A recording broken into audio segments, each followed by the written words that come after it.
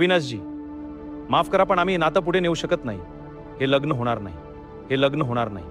चूक मानपानाची नाही अविनाशजी, चूक संस्कारांची आहे. मी मागील 2 महिन्यात अनेकदा तुमच्या घरी न सांगता आलो.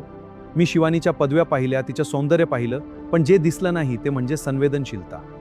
मी जेव्हा जेव्हा आलो तेव्हा तुमची पत्नी काम करताना पाहिली, कधी जड ओझी उचलताना तर कधी घर झाडताना. आणि त्याच वेळी मी शिवानी मात्र सोफ्यावर लोळताना आणि मोबाईलमध्ये बोलताना पाहिलं.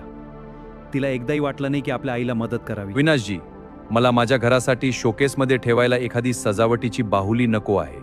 मला अशी सून हवी आहे जी नात्यांचं ओझं पेलू शकेल.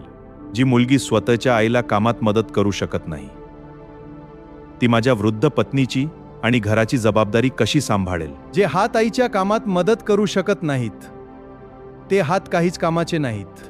ते आमचं घर कसं सांभाळणार. माफ करा पण तुमची मुलगी अजून माणूस म्हणून अपूर्ण आहे.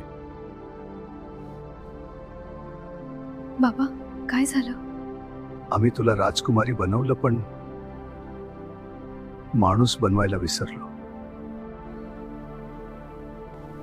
बाबा, काय झालं? मुलगी नाजूक फूल असते, पण तिला मजबूत बनवणे तितकेच गरजेचे असते. पुढे